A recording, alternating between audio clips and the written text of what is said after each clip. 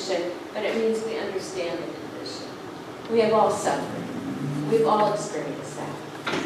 Being compassionate means that we recognize that when someone is in pain, we abandon our fear or our resistance to it, and instead a natural feeling of love and kindness flows toward the suffering individual. The experience of compassion is complete abandonment of the inclination to resist emotional discomfort. It's full acceptance of the person, of the pain, and of our own reactions to the pain. Self-compassion is simply giving the same kindness to ourselves that we would give to others.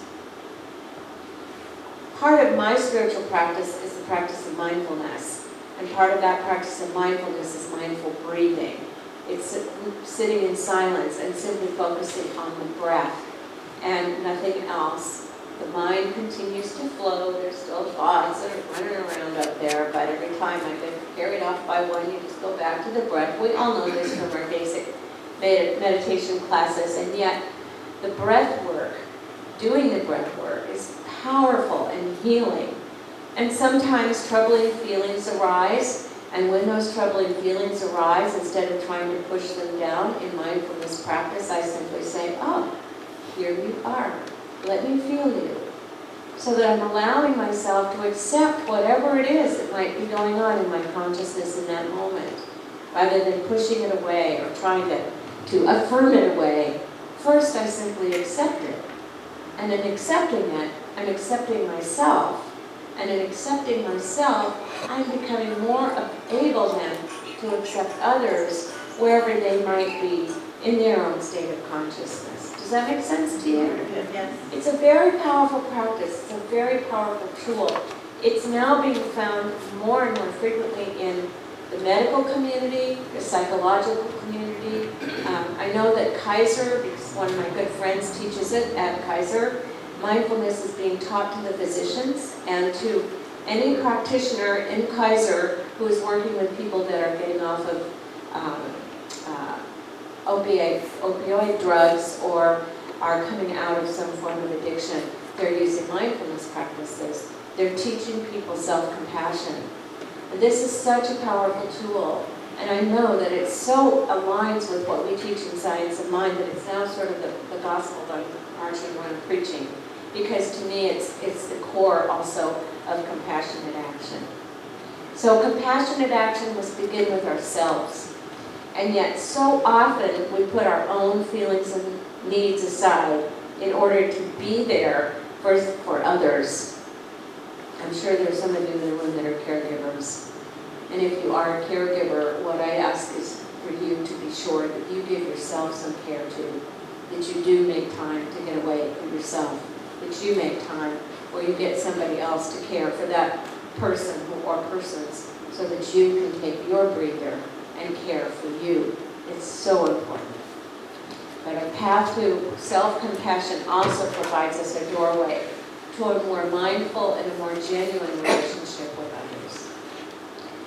Ernest Holmes doesn't have a lot to say about compassion. It's not a word that you'll find, I think it's found maybe twice in the Science of Mind textbook. But I don't think that was where his focus or emphasis was, because in the beginning his emphasis was on the law, and on self, and on healing, and on prosperity. And he was teaching us how to become more fully alive and living more fulfilled lives, which is so absolutely needed. But as you read his later writings as time passed, he talks about the fact that he wished that he had focused more on love than law. And he discovered that as he aged and began to realize the power of love and law working together. At the time the Global Heart Vision was revealed, I don't know how many of you were kind of in that era remembering, but we were really struggling for direction as an organization internationally. We had kind of lost our identity and we really didn't know where we were going.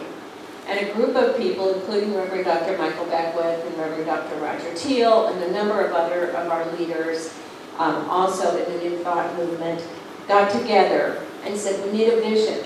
We need a collective vision that we can work from, Because once we have a vision, we're carried and pulled by that vision, just like the gospel, or like the scriptures say, without a vision the people perish.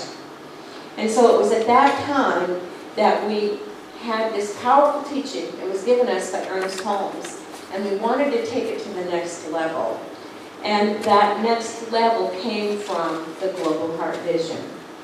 So sometimes some of the old school religious scientists have had difficulty with the idea that we should do compassionate action because they believe that everything should just be done through prayer.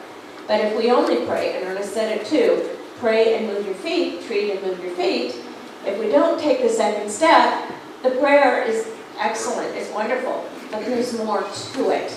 And the Global Heart Vision gave us that more. It gave us something huge to look at. And that vision now has carried us all, of course, across North America, but also all around the world. There have been so many ways in which this activation of this vision has carried us forward. Some of the things that I know is that there are teenagers that have gone to Mali in Africa and helped build schools. When Katrina happened, a lot of our centers in the South rushed down there to help people clean up and to help them relocate. That was part of the Global Heart Vision. That huge tornado that ripped through Missouri, teams of people flew in from all over, from our centers, to help with the cleanup after that horrible tornado. We've seen this over and over again. And this is new to us. There are a lot of spiritual communities that do social action, but we are really finally activated, and it's this vision that calls us to that, a world that works for everyone. So you've probably heard it before, but it doesn't hurt to hear it again, so I'm going to read it to you right now. Whereas in this information age, the global brain has become an operative reality, we envision the emergence of the global heart to balance and guide the further evolution of humanity as stewards of our planet and all its inhabitants. We see a world free of homelessness, violence, war, hunger, separation, and disenfranchisement. We see a world in which there is generous and continuous sharing of heart and resources. We envision a world in which forgiveness, whether for errors, injustices, or debts, is the norm. We see a world in which borders are irrelevant. We see a world which has renewed its emphasis on beauty, nature, and love through the resurgence of creativity, art, and aesthetics.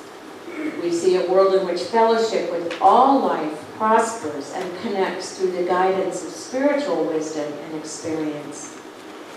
We envision a world in which we live and grow as one global family that respects and honors the interconnectedness of all life. The spiritual community of Centers for Spiritual Living is seen as a bridge across the illness and illusion of separation, thereby dynamically empowering the vision of Global Heart. It is united and actuated by this compelling vision of a healthy world, a world experience of Global Heart, and is ardently committed to bringing this vision forth through its ministries and its transformative teaching.